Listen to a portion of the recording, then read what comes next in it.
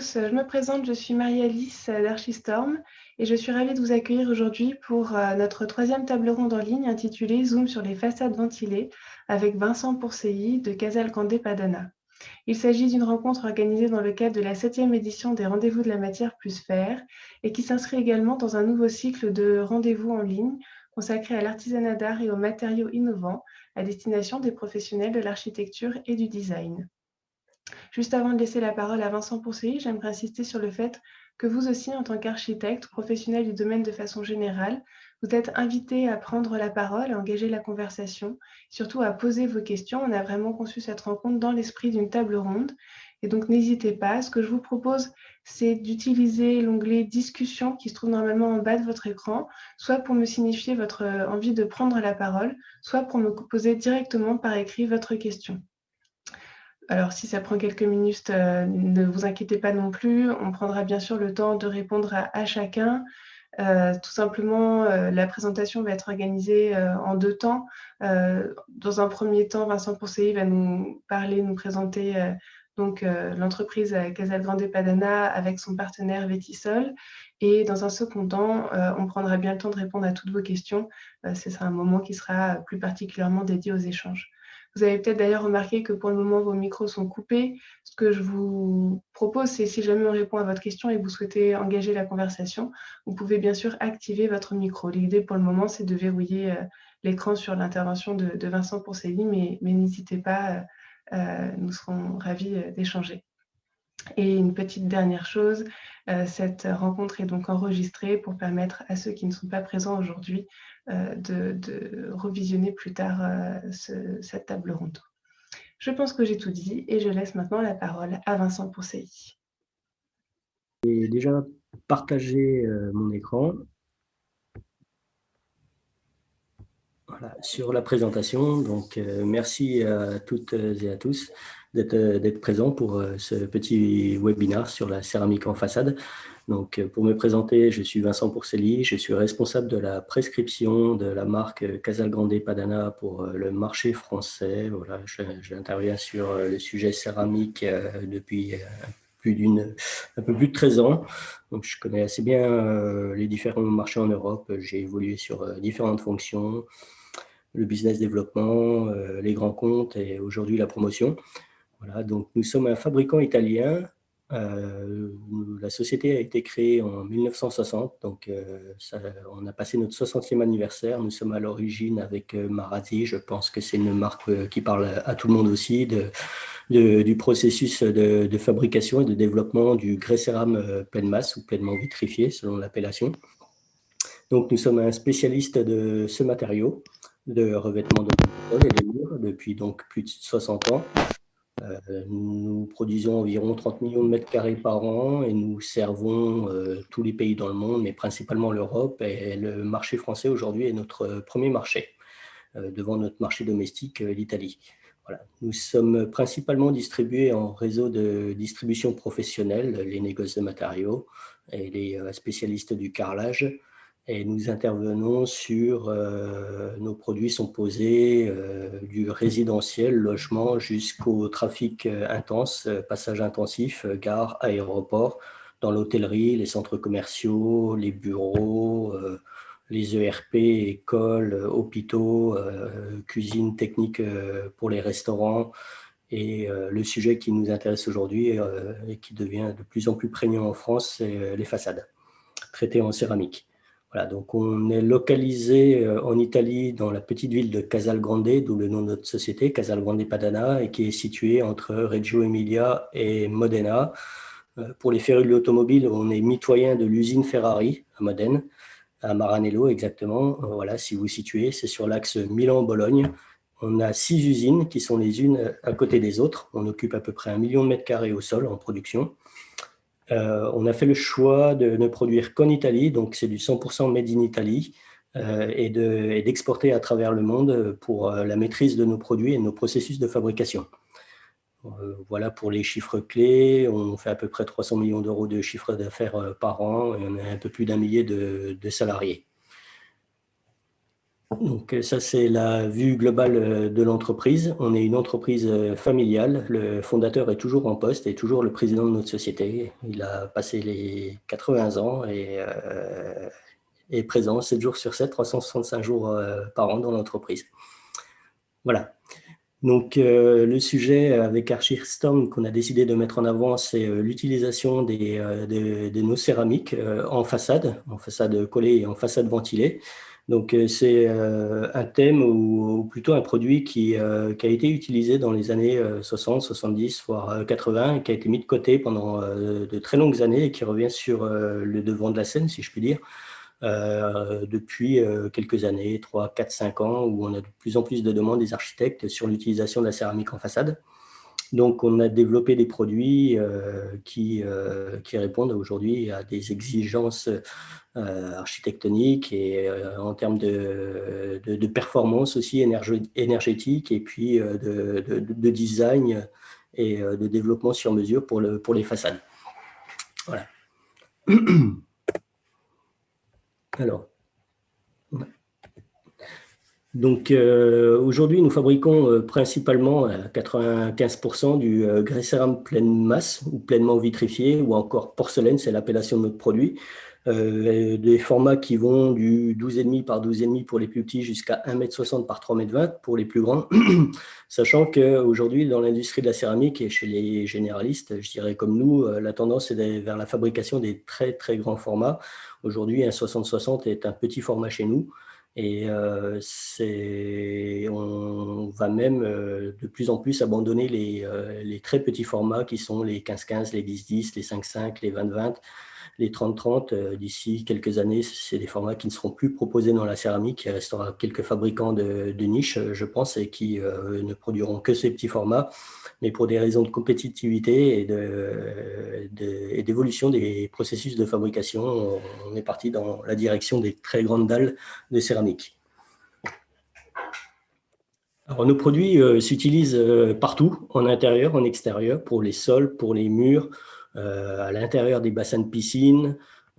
Donc, il n'y a aucune contre-indication sur l'usage, ni en termes de région, ni en termes de climat.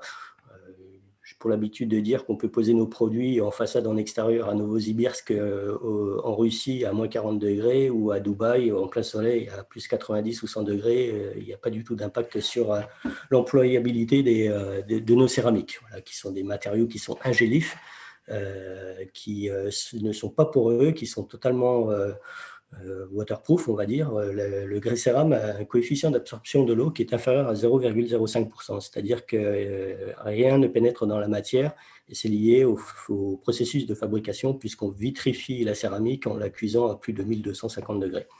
Donc là, vous avez quelques illustrations de l'emploi de nos céramiques. Donc en haut à gauche, une piscine. Et cette piscine, elle est illustrée en haut à droite, elle est suspendue. Donc là, c'est un hôtel qui est dans les Alpes tyroliennes suisses, qui a été réalisé il y a un peu moins de 2 ans. Donc vous voyez, nos carreaux sont à la fois dans le bassin et en parement sur le bassin qui est suspendu dans le vide. Ou en utilisation beaucoup plus classique, en résidentiel, donc en sol, ou l'illustration en bas à droite, sol, mur, pour des boutiques, quelle que soit l'application, hôtellerie, etc. Voilà, donc tout usage.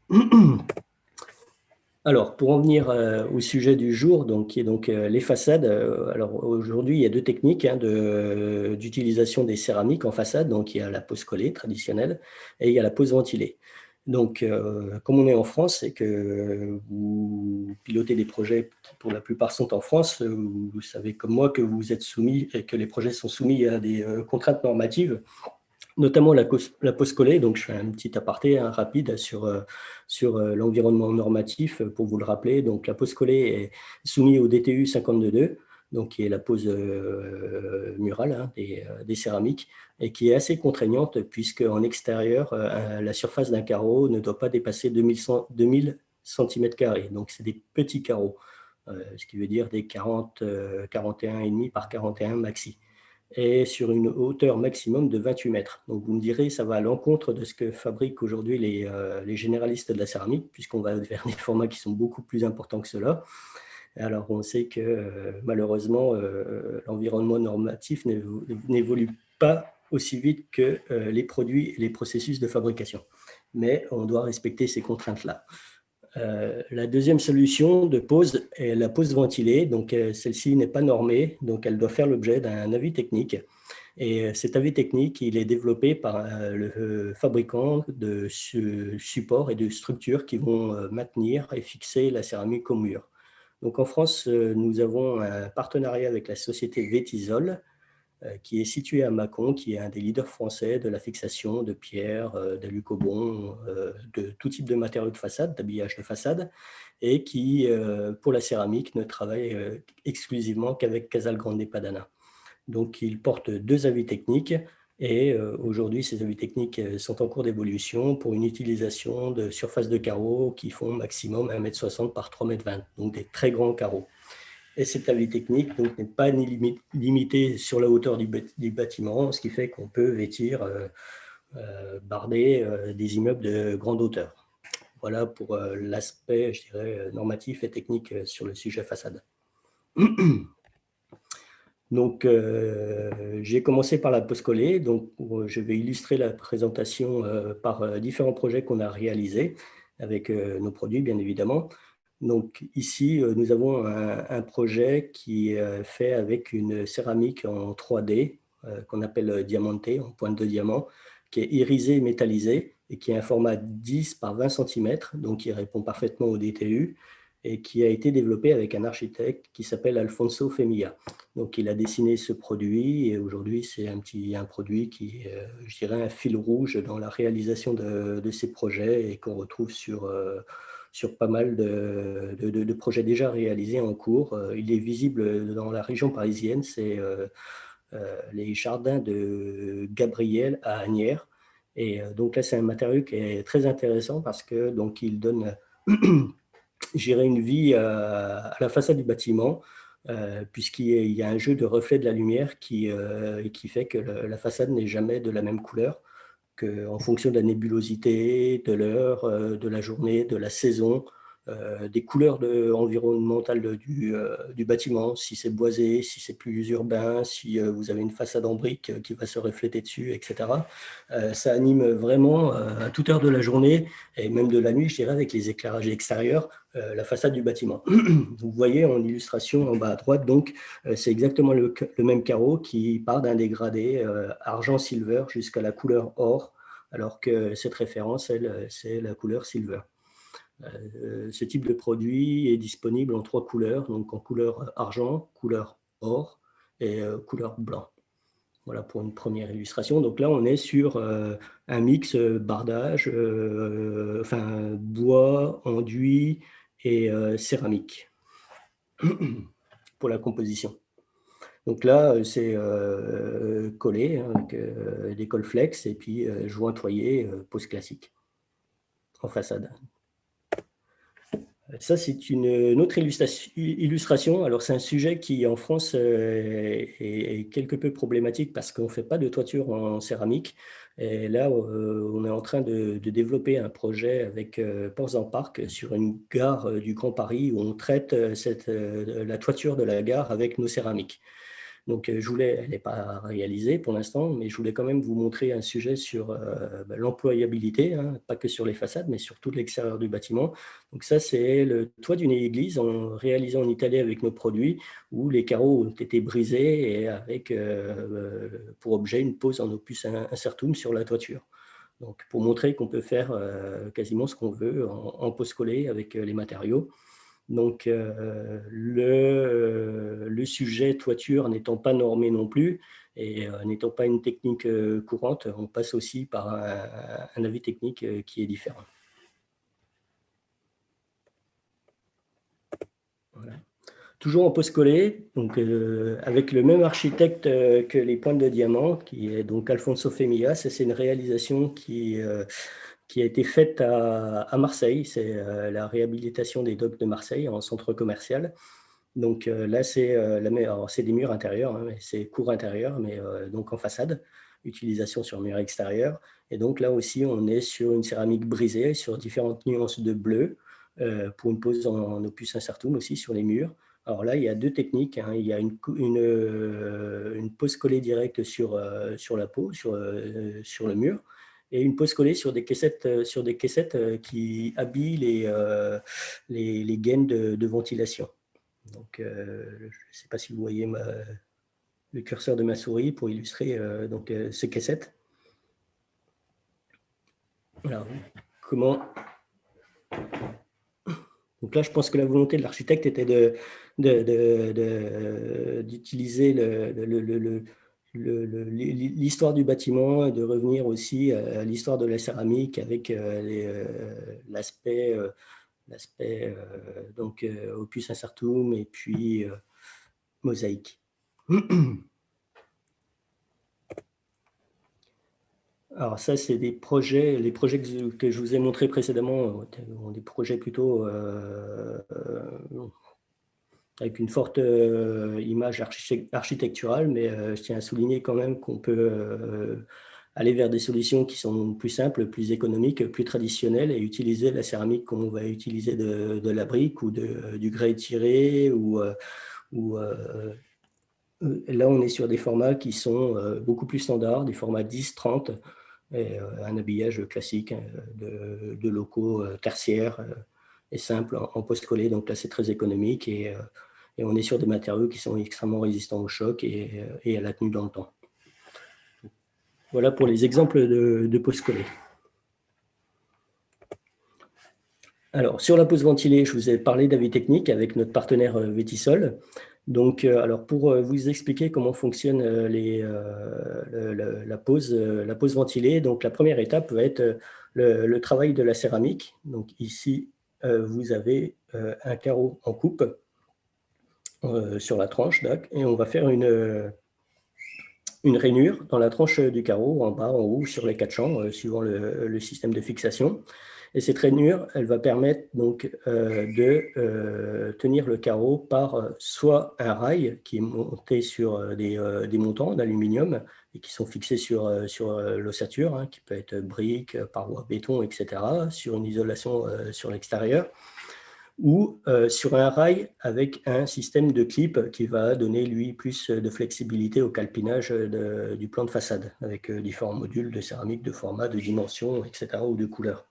Donc, en fait, Vétisol travaille avec deux avis techniques, donc Véticlip et Vétirail. Véticlip, c'est le système qu'on retrouve ici, donc en haut à droite, et Vétirail, c'est le système qu'on retrouve en haut à gauche, qui ont donc à peu près le même objet, la même finalité, c'est de tenir le carreau par un emprisonnement dans cette rainure qu'on fait sur la céramique. Alors, il faut savoir aussi que la céramique, il y a donc un travail qui est réalisé par Vétisol, c'est l'ajout d'un treillis de sécurité anti-morcellement au dos de la céramique, pour éviter qu'en cas de choc extrême, il y ait des morceaux qui tombent de la façade et que ça reste en place. Donc, les avis techniques de Vétisol ont tous les agréments, tenue au séisme, tenue aux ouragans, aussi pour les régions outre-mer, etc. Donc, quelle que soit la hauteur du bâtiment, la tenue au feu, les lames coupe-feu, enfin, tous les accessoires, les rives, les encadrements de fenêtres, les retours, les appuis, les angles, le traitement des retours, etc., etc. Il y a tout un catalogue de pièces qui permettent de réaliser quasiment ce qu'on veut en termes de calpinage et de plan de calepin. Alors, pour continuer sur l'état d'esprit de la présentation, donc j'ai voulu illustrer différentes façades réalisées avec nos produits. Donc là, on revient sur les docks de Marseille, réalisés par Alfonso Femilia, où on a vu le côté bleu méditerranéen et le côté vert pour illustrer donc aussi le végétal du bord méditerranéen. Donc là, il a voulu créer un mur, enfin revisiter le mur végétal avec des céramiques qu'il a dessinées avec un céramiste italien, artiste, et qu'on a donc industrialisé et fabriqué. Donc là, on n'est pas sur une fixation classique, hein. C'était donc un texte là sur ce chantier-là. On n'est pas sur la fixation Vétisol, mais je veux vous montrer aussi qu'il existe des solutions à développer ponctuellement pour un chantier, pour un projet, ou des solutions qui sont standardisées comme celle de Vétisol, donc qu'on peut tout faire, ou quasi tout faire. Donc, voilà un petit peu le principe. Donc là, on est sur une structure, hein, pareil, portante métalliques où on a logé les carreaux et qui sont fixés agrafés au dos. Ça, c'est je pense, un bâtiment que vous avez vu sur différents supports, web, ou peut-être magazines, etc. C'est une réalisation de Daniel Libeskind, c'est le pavillon Vank à la dernière expo universelle de Milan, donc le pavillon chinois, qui voulait représenter le corps d'un dragon enroulé avec donc des tuiles de céramique qu'il a dessinées. Donc, ce sont des grès-cérame pleine masse, irisés, métallisés. Donc, les pigments qui sont utilisés dans cette fabrication sont des oxydes minéraux et qui permettent cet effet irisé, métallisé. Donc, des oxydes métalliques. Donc là, on est sur une structure qui est... là, il n'y a pas de structure mur, béton, propre. Là, on est vraiment sur une ossature totale, métallique, comme une sculpture, un vrai squelette, et sur lequel, là, les carreaux sont agrafés par un autre système aussi. Toujours avec le même architecte, Daniel Libeskind. Donc ça, c'est un projet qu'il a réalisé et pour lequel on a développé les céramiques. Le bâtiment s'appelle Saphir à Berlin. Donc là, on est sur un calpinage de façade qui est extrêmement complexe puisqu'on a quasiment plus de 3600 pièces découpées sur mesure pour la réalisation de la façade. Donc on n'est absolument pas sur un format qui est standardisé. C'est vraiment de la customisation. Le dessin de la céramique a été réalisé par Daniel Libeskind et il en est propriétaire, donc il l'utilise à son exclusivité sur certains de ses projets. Voilà. Mais pour vous montrer aussi qu'on est capable de mettre en place des collaborations avec des architectes à partir du moment où derrière il y a une certaine volumétrie ou consommation à l'année ou alors une signature architecturale qui va permettre l'usage des céramiques sur différents projets.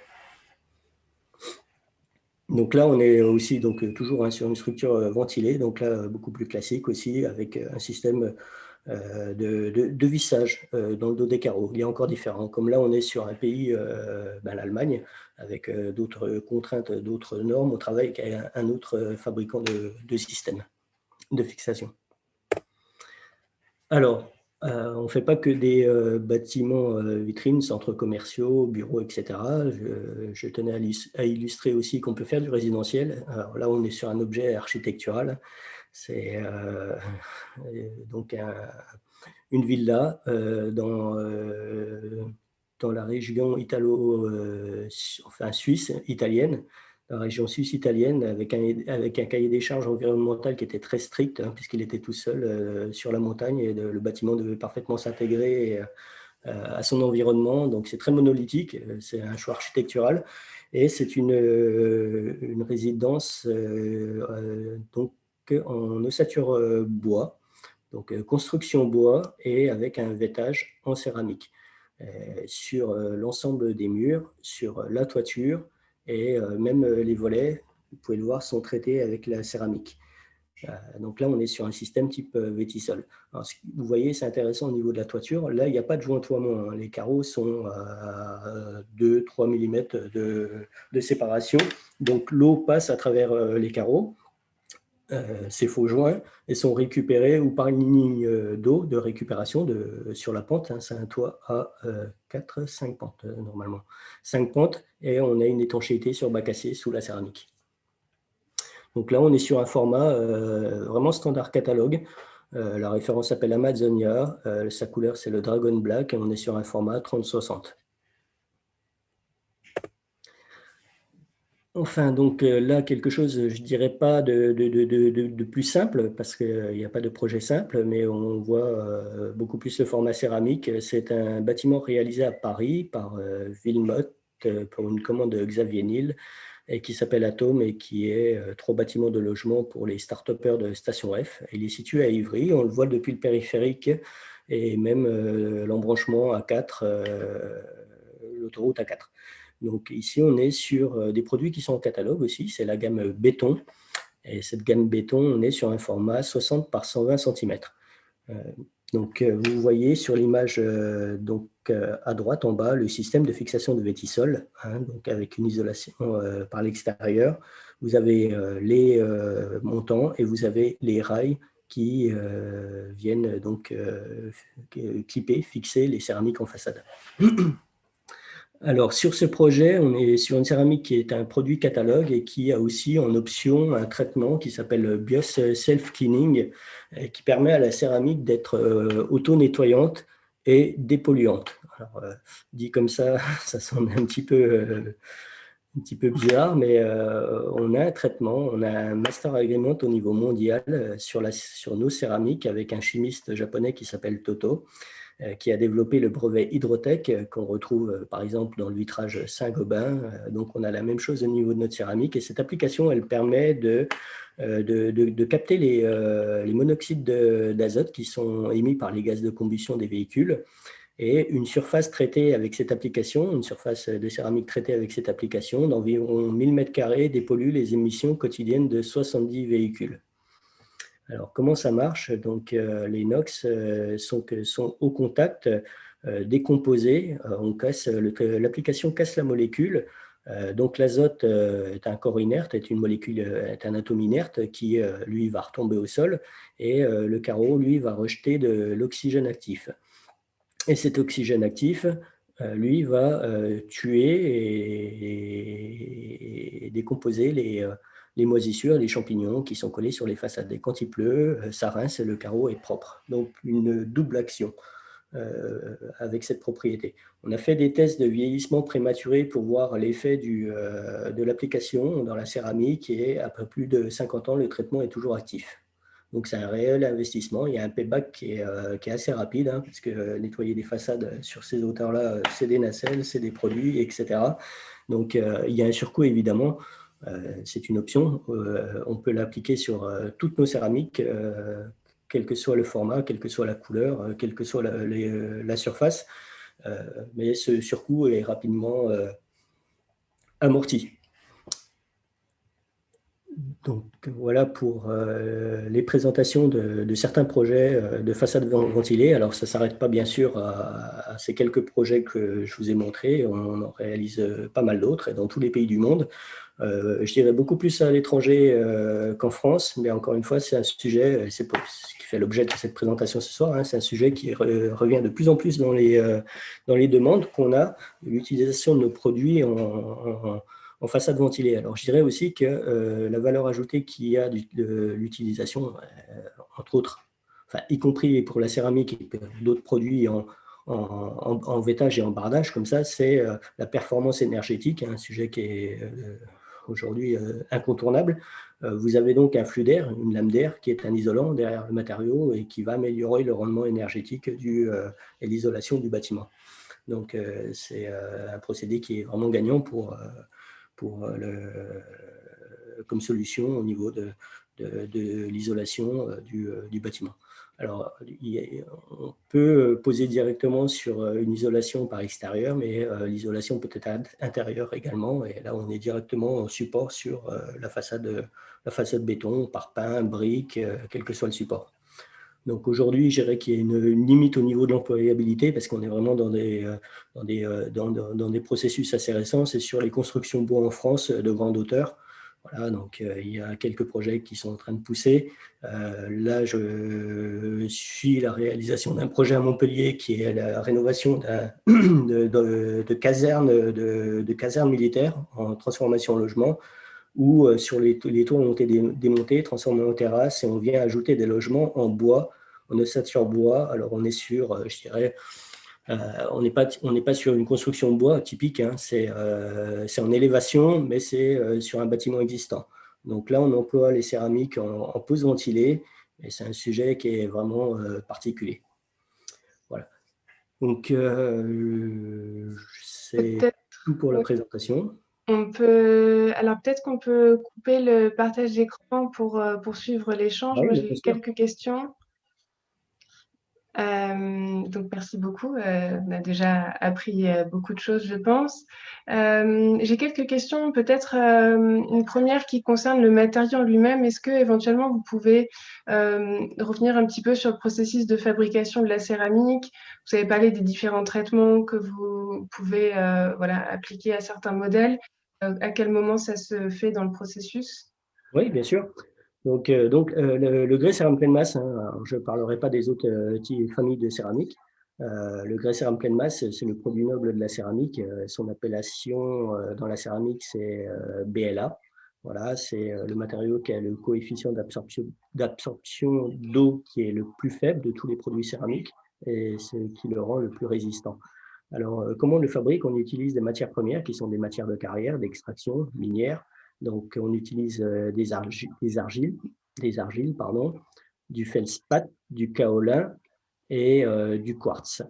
Et pour la teinte, les couleurs, il n'y a pas de chimie dans la céramique, on va utiliser que des oxydes minéraux ou des pigments naturels. Voilà, par exemple, les rouges, on va les obtenir avec des pigments naturels, biologiques, qui sont de la poudre de cochenille, une puce qu'on va trouver au Mexique ou au Pérou. 1 kilo de pigment, il nous faut à peu près 40 000 puces. Le cobalt pour le bleu, le titane pour le blanc, etc., etc. Donc, il n'y a pas de chimie pure, de produits chimiques qui interviennent dans le processus de fabrication. Donc, la première étape, elle est simple. On va prendre tous ces matériaux avec des engins de chargement, de carrière, hein, dans nos silos, dans nos stocks. On va les mettre dans un malaxeur. On va broyer toute cette matière, la malaxer. On va ajouter de l'eau, ce qui va donner ce qu'on appelle la barbotine. C'est une soupe.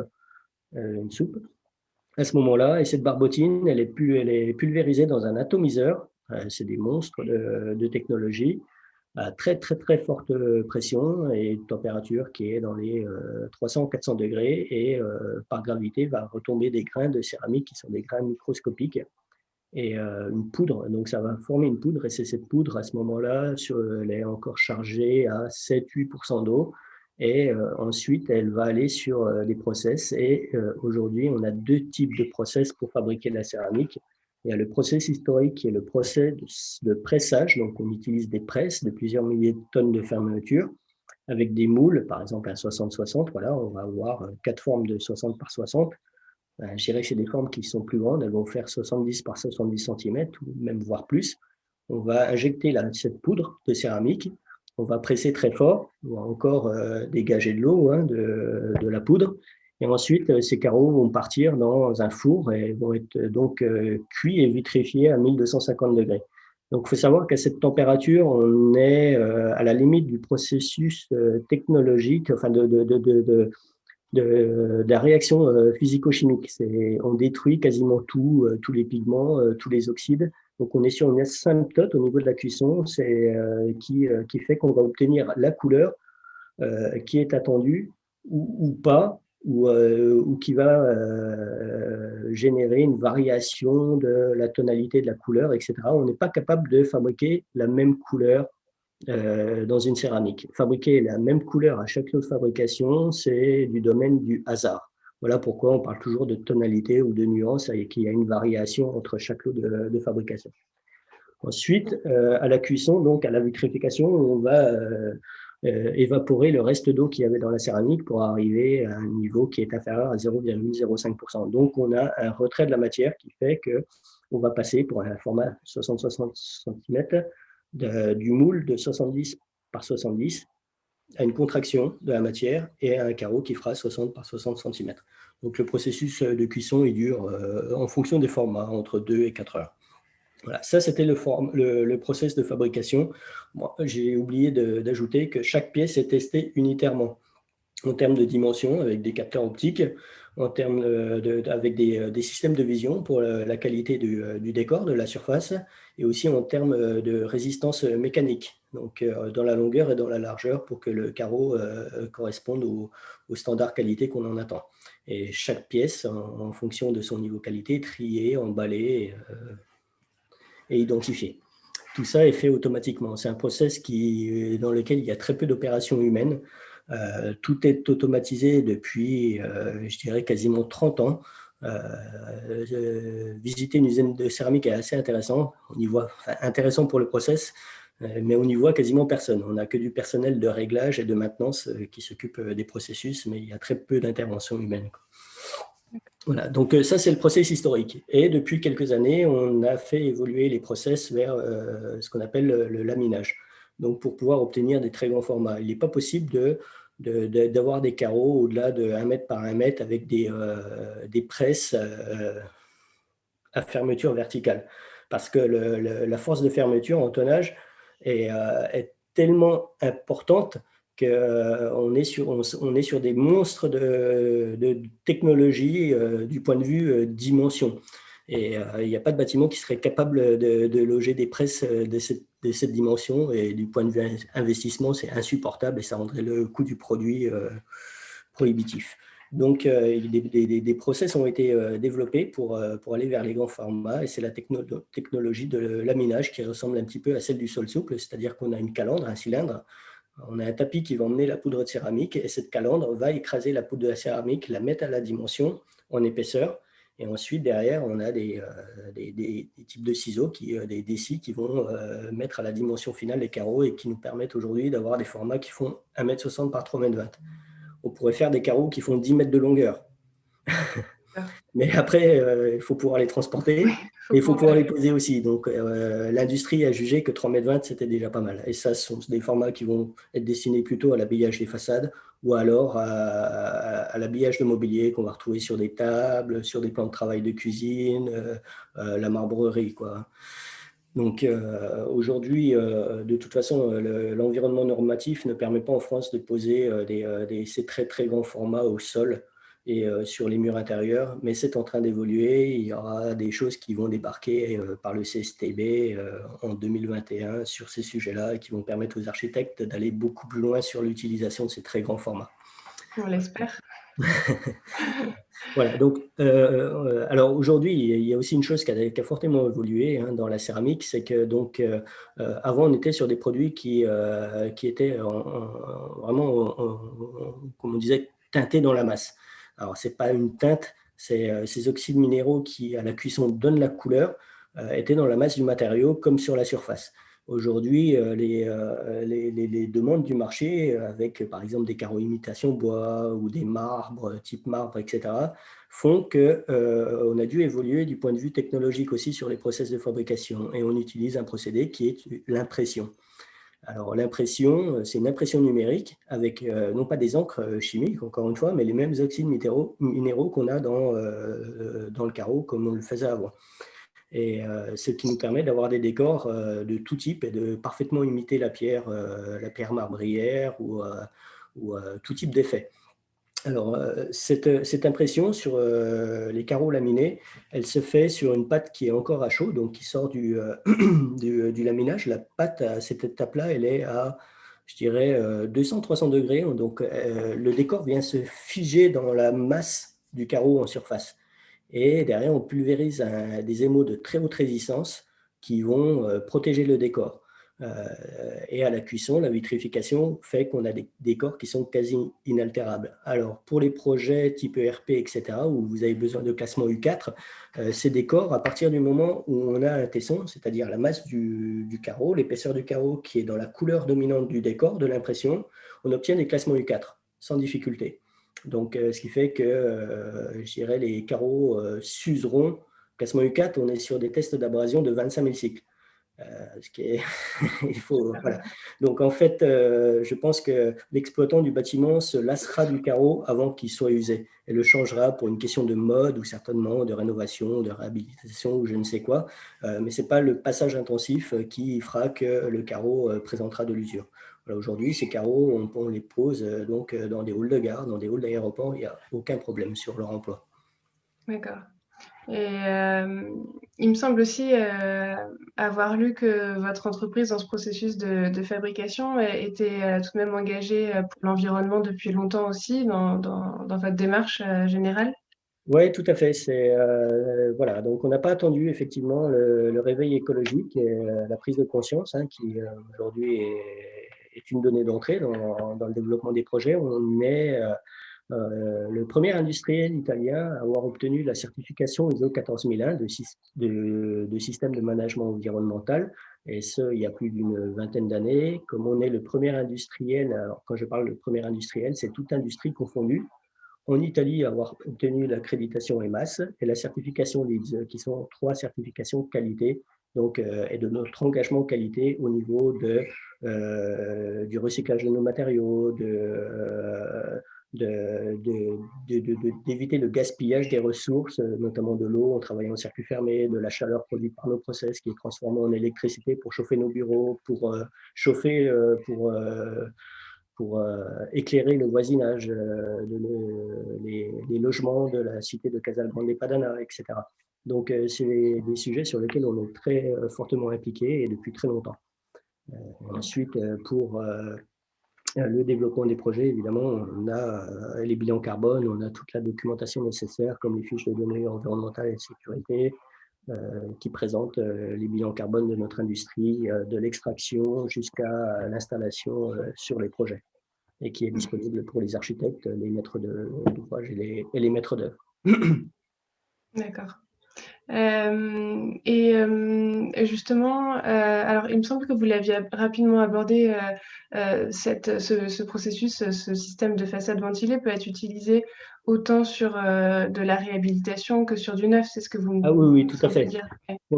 Oui, il n'y a pas de limite à l'employabilité du système. C'est donc travaux neufs en construction ou alors sur des bâtiments existants pour de la rénovation énergétique ou on va faire une isolation par l'extérieur. On peut rapporter le bardage sur des bâtiments existants, bien sûr. Ouais. Là, c'est un des sujets sur lesquels j'ai eu le plus de prescriptions. Aujourd'hui, c'est sur les copropriétés à Paris où on fait des façades complètes. D'accord. Ouais. Ok. Je reçois une question. Quelqu'un nous demande, je crois que vous l'aviez dit, mais peut-être qu'on peut le répéter, qui était l'architecte des logements à Vitry? C'est Ivry, du coup, je pense. À Ivry ou À Ivry, c'est Villemotte. Villemotte, ouais, c'est ce qui me semblait.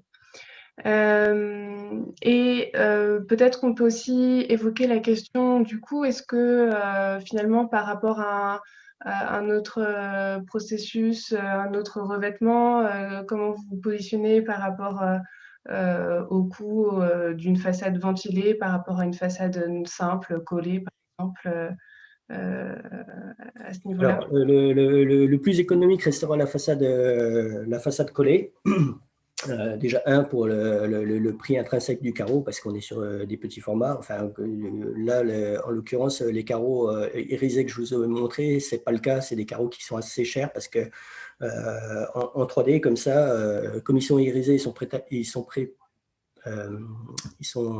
excusez, je cherche le terme, ils sont protégés par un émaillage, et cet émaillage, donc le fait qu'on ait des pentes sur les carreaux crée beaucoup de défauts. Donc là, par contre, on a beaucoup de tri qualité et c'est fait par l'homme.